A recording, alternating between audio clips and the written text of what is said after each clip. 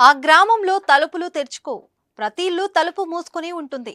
అంతేకాదు అక్కడి మహిళలు కట్టెలతో రోడ్డుపై గస్తీ కాస్తారు. వారు దొంగల భయంతో ఇలా చేయట్లేదు. దోపిడల భయం కానే కాదు. కేవలం కోతుల నుంచి రక్షించుకోవడం కోసమే. ఏంటి కోతులు ఇంతలా విసిగిస్తున్నాయా అంటే అవుననే చెబుతున్నారు ఆ గ్రామస్తులు.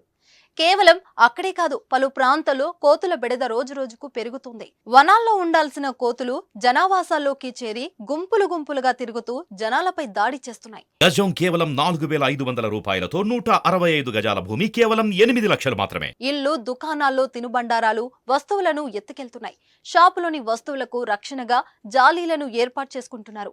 కోతుల బెడదతో పెంకుటిల్లు, రేకుల ఇల్లు ధ్వంసమవుతున్నాయి. ఆరు బయట ఎండబెట్టిన పప్పు దినుసులు, ఇతర ఆహార పదార్థాలను కోతులు వదలడం లేదు. ఇళ్లలో ఉన్న మామిడి, జామ, బొప్పాయి, ఇతర పండ్ల చెట్లు, కూరగాయల చెట్లను, పంటలను కోతులు వదలకుండా ధ్వంసం చేస్తున్నాయి. అడ్డొస్తే మనుషులపై దాడి చేస్తున్నాయి.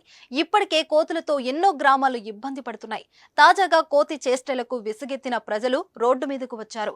ఎన్టీఆర్ జిల్లా జగ్గయ్యపేట మండలం షేర్ మహమ్మద్ పేటలో కోతుల బెడద నుంచి రక్షించండి అంటూ గ్రామస్తులు రోడ్డెక్కారు.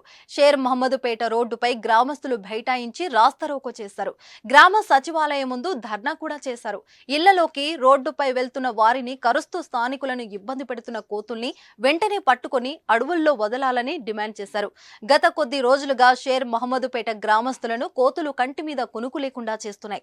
మనుషుల మధ్య దర్జాగా తిరుగుతూ ఇళ్లలోకి సైతం దూరుతున్నాయి. వండిన వంటలను, కూరగాయలను దోచుకెళ్తున్నాయి. దీంతో ప్రతి ఇంటి తలుపులు మూసుకొని ఉండాల్సిన పరిస్థితి నెలకొంది. కోతుల దాడితో గాయాల పాలై ఆసుపత్రి చుట్టూ కొందరు తిరుగుతున్నారు. బయటకు వస్తే కోతులు ఎక్కడ కరుస్తాయనే భయంతో ప్రతి ఒక్కరూ కట్టెలతోనే ఇంటి నుంచి బయటికి అడుగు వేస్తున్నారు. దీంతో కోతులను పట్టుకొని అడవిలో వదిలేయాలని వారు డిమాండ్ చేస్తున్నారు. లేదంటే ఈసారి ఓట్ల కోసం వస్తే ఒక్క ఓటు కూడా వెయ్యమని గట్టి వార్నింగ్ ఇస్తున్నారు. మరి ఎన్నికల ముందు ఓట్ల కోసమైనా పాలకులు కోతుల నుంచి ఆ గ్రామస్తులకు విముక్తి కలిగిస్తారో లేదో చూడాలి మరి.